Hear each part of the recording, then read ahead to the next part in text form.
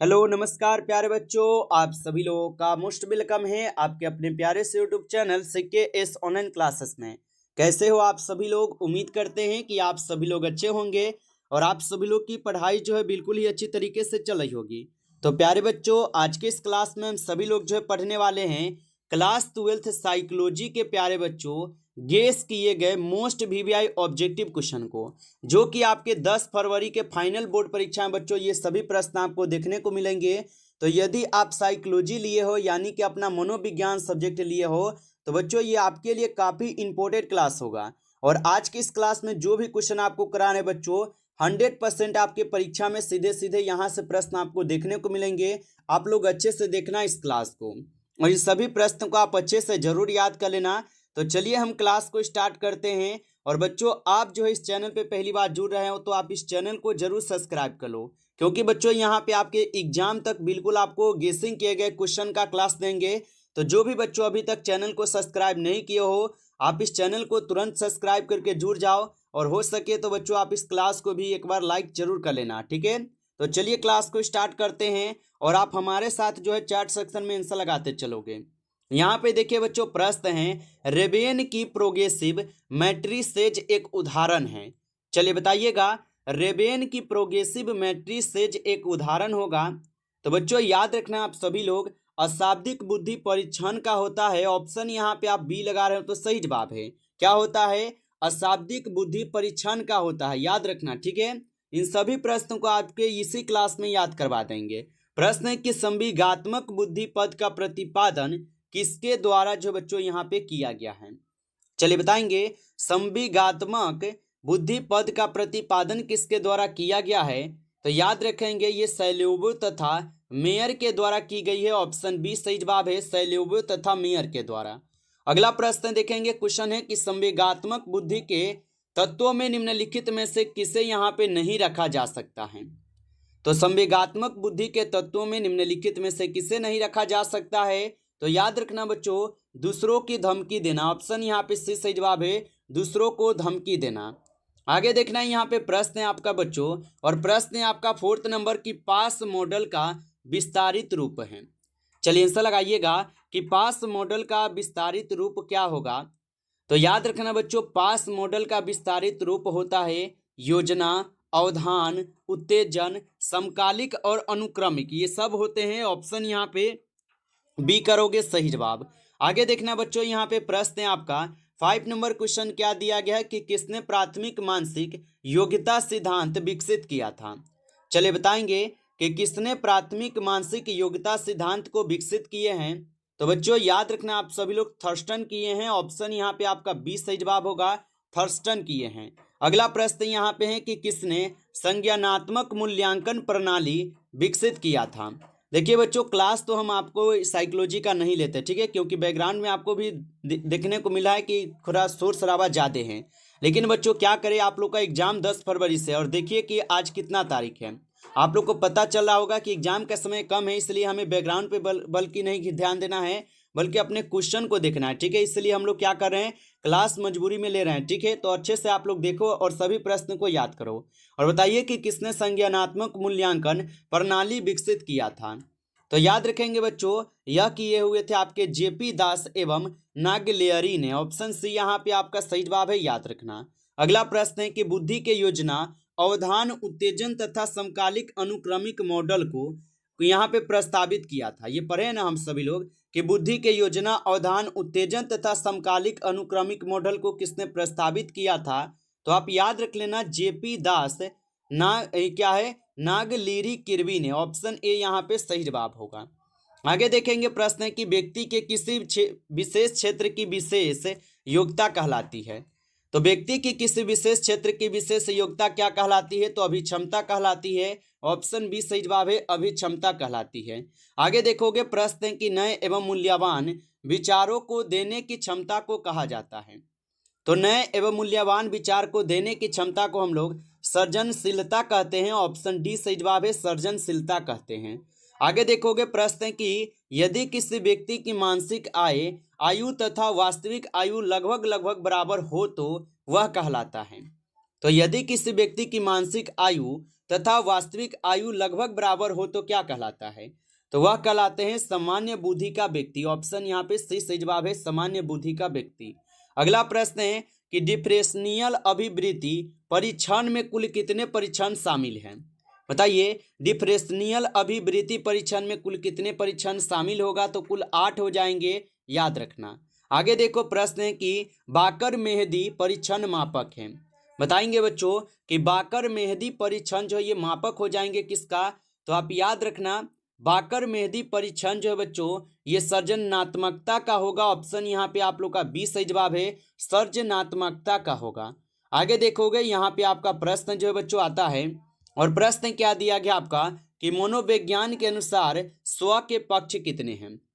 बताइए, मनोविज्ञान के अनुसार स्व के अगर पक्ष देखेंगे बच्चों तो कितना होगा? तो 7 हो जाएंगे। ठीक है, 7 हो जाएंगे। ऑप्शन बी कीजिएगा, 7 है। आगे देखोगे यहाँ पे प्रश्न है कि निम्न में से कौन आत्मनियंत्रण की तकनीक नहीं है? चलिए बताइए, यहाँ पे कौन है बच्चों जो कि आत्मनियंत्रण की तकनीक नहीं है?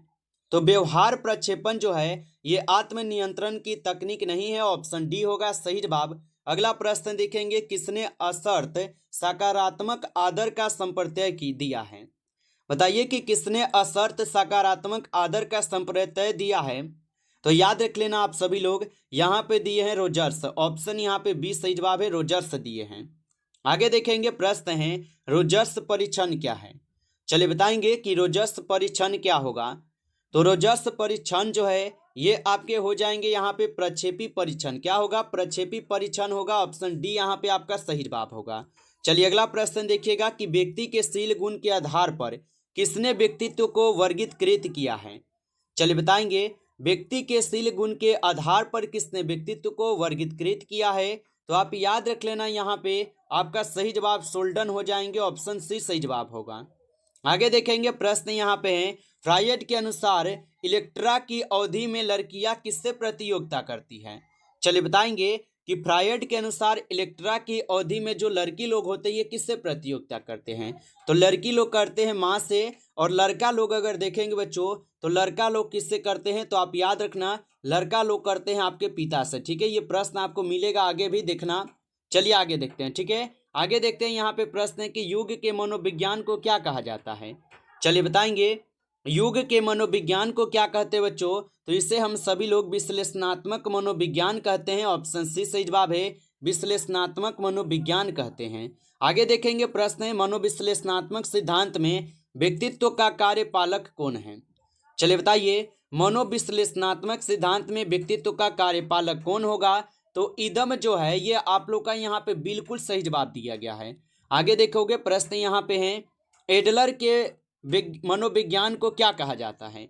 चलिए बताएंगे। और बच्चों आप लाइक नहीं किए हो तो एक बार आप क्लास को जरूर लाइक कर लेना। ठीक है, नए जुड़े हो चैनल पे तो आप सब्सक्राइब कर लो, ताकि बच्चों जब भी क्लास स्टार्ट हो नोटिफिकेशन पहुंच जाए। और एक बात बच्चों, 8 बजे हम लोग का रात में डेली जो है बच्चों 200 से 300 क्वेश्चन का क्लास चल रहा है डेली। तो अगर आप इस क्लास में जुड़ना चाहते हो तो आप सब्सक्राइब कर लो और जुड़ जाओ, ताकि बच्चों क्लास स्टार्ट हो तो नोटिफिकेशन जरूर पहुंच पाए आपके पास। तो नए हो तो सब्सक्राइब जरूर कर लेना। ठीक है, और बताओ एडलर के मनोविज्ञान को क्या कहा जाता है यहाँ पे? तो आप बताओगे सर जी इसे कहते हैं व्यक्तित्व, यहाँ पे व्यक्तित्व मनोविज्ञान। ठीक है, याद रखना। आगे देखो, प्रश्न है कि फ्रायड के अनुसार ईडिपस की अवधि में बालक प्रतियोगिता किससे करता है? तो फ्रायड के अनुसार ईडिपस की अवधि में बालक जो प्रतियोगिता करते हैं ये अपने पिता के साथ करते हैं। हम आपको पहले पढ़ाए हैं बच्चों, ऑप्शन डी होगा। आगे देखो, प्रश्न है कि निम्नलिखित में से किसे व्यक्तित्व का नैतिक कमांडर कहा जाता है? बताओ।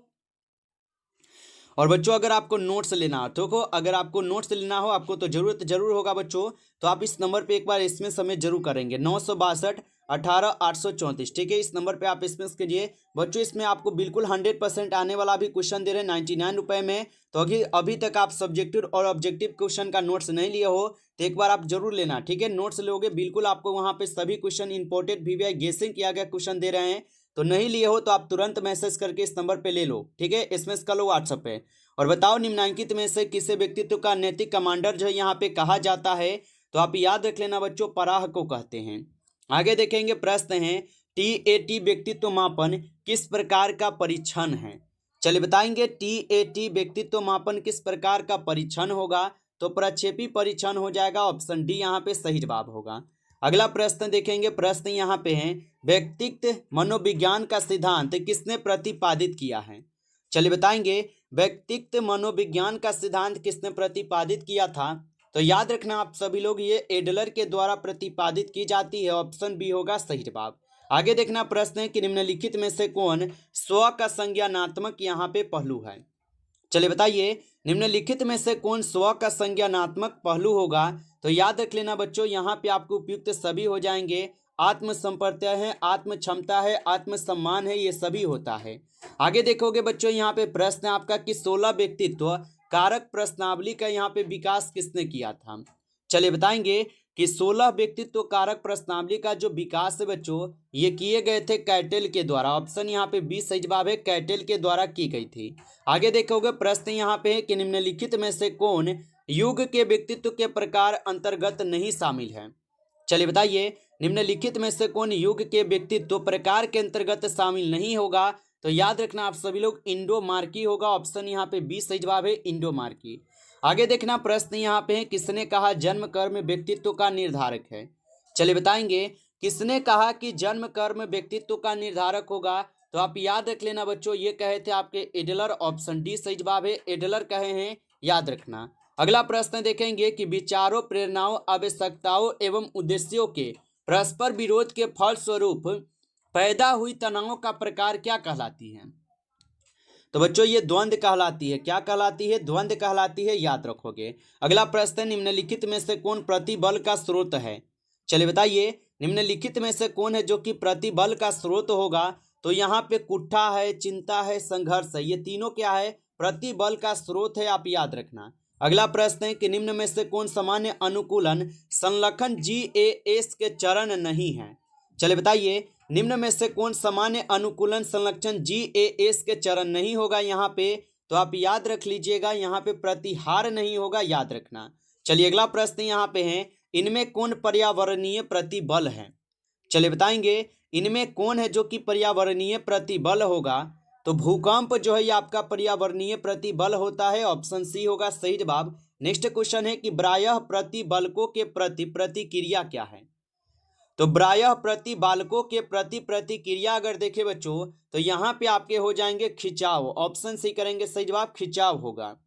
अगला प्रश्न यहाँ पे है, सामान्य अनुकूलन संलक्षण या GAS के संप्रत्ययों को किसने प्रस्तुत किया है?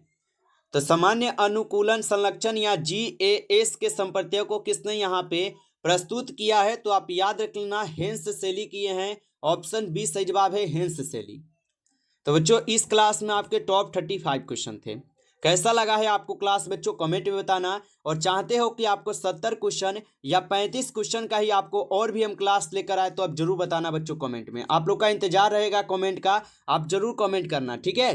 बिल्कुल हम इंतजार करेंगे आप लोग का। अच्छा लगा हो क्लास बच्चों तो जाने से पहले एक बार लाइक कर लेना, नए जुड़े हो चैनल पे तो सब्सक्राइब करके जरूर जुड़ जाना, ठीक है? और क्लास को भी शेयर कर लेना। और नोट्स के लिए अगर लेना हो तो आपको नंबर दे दिए हैं, तो आप उस नंबर पे एसएमएस करके ले सकते हो नोट्स को, ठीक है? और ज़्यादा से ज़्यादा शेयर जरूर करना है। चलिए बच्चों फिर मिलते हैं आपसे एक नेक्स्ट टॉपिक के साथ नेक्स्ट क्लास में। तब तक के लिए सभी प्यारे बच्चों को टेक केयर, अच्छी तरीके से तैयारी करते रहिए।